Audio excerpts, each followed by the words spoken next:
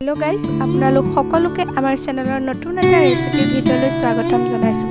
আজি আমি বনাবলৈ লৈছোঁ ৰঙালাও, আলু আৰু মাছৰ এখন সুন্দৰ তৰকাৰী। ৰঙালাও আৰু আলু কেইডোখৰ আমি খুব সুন্দৰকৈ চাফাকৈ ধুই ল'লোঁ। এতিয়া ৰঙালাও আৰু কেইডোখৰ আমি সমান সাইজত কাটি ল'ম। চব্জি কটাৰ লগতে বোলে সোৱাদ জড়িত হৈ থাকে, গতিকে আমি আলু আৰু ৰঙালাও কেইপিচ সমান জোখত কাটি ল'লোঁ। এতিয়া আমি মাছ কেইপিচত সোৱাদ অনুযায়ী নিমখ আৰু হালধি দি দিলোঁ। নিমখ আৰু হালধি দি আমি খুব সুন্দৰকৈ মিক্স কৰি ল'লোঁ। এতিয়া টাৱাখন পাতি আমি টাৱাখন গৰম হ'বলৈ দিম। টাৱা গৰম হ'লত আমি তেল দি দিলোঁ।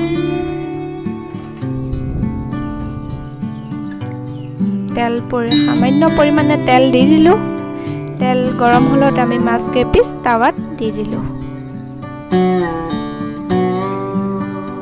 মাছ কেইপিচ খুব সুন্দৰকৈ ফ্ৰাই কৰি ল'ম। মাছ কেইপিচ ফ্ৰাইটো যদি সুন্দৰ হয়, চব্জিকণো খাবলৈ সোৱাদ লগা হয়। গতিকে আমি মাছ কেইপিচ খুব সুন্দৰকৈ ফ্ৰাই কৰি ল'ম। আমি গেছৰ ফ্লেমটো মিডিয়াম কৰি ল'ম। মিডিয়াম কৰি দি খুব সুন্দৰকৈ মাছ কেইপিচ সিজিবলৈ দিম। মাছ কেইপিচ সিজে মানে আমি আদা আৰু নহৰু কেইডোখৰ পিচি ল'লোঁ। আদা আৰু নহৰু কেইডোখৰ পিচি এটা খুব সুন্দৰ পেষ্ট বনাই ল'লোঁ। এই চব্জিখন খাবলৈ সোৱাদ লগা হয়। আপোনালোক সকলোৱে চাগে চব্জিখন খাইছেই, আমিও ট্ৰাই কৰিছোঁ, বোলো আপোনালোককো দেখাওঁ। আপোনালোক সকলোৱে আমাক মৰম দিব বুলি আশা কৰিলোঁ। আদা আৰু নহৰুৰ এটি পেষ্ট বনালোঁ।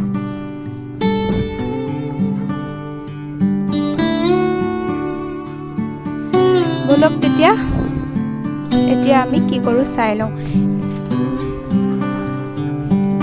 কেৰাহীখন গৰম হ'বলৈ পাতি থৈছিলোঁ, গতিকে আমি তেল দি দিলোঁ কেৰাহীত। তেলখিনি গৰম হৈছে ইতিমধ্যে। এতিয়া আমি পাঁচফোৰণ অকণমান দি দিলোঁ। পাঁচফোৰণখিনি যেতিয়া ফুটি আহিলে, তাৰ লগে লগে আমি পিঁয়াজ, আদা নহৰুখিনি দি দিলোঁ। এতিয়া আমি পিঁয়াজ আৰু আদা নহৰুৰ কেঁচা গোন্ধ যোৱালৈকে আমি খুব সুন্দৰকৈ ভাজি ল'ম।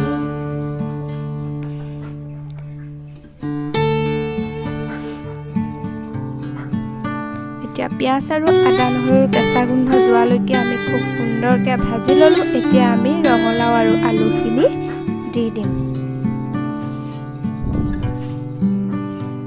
আমি ৰঙালাও আৰু আলু দি খুব সুন্দৰকৈ মিক্স কৰি ল'লোঁ।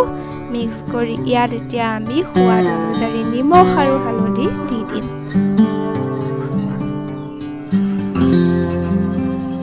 আপোনালোক সকলোৱে নিমখ আৰু হালধি সোৱাদ অনুযায়ী দি দিব। সোৱাদ অনুযায়ী নিমখ আৰু হালধি দি আমি এতিয়া সুন্দৰকৈ মিক্স কৰি ল'লোঁ।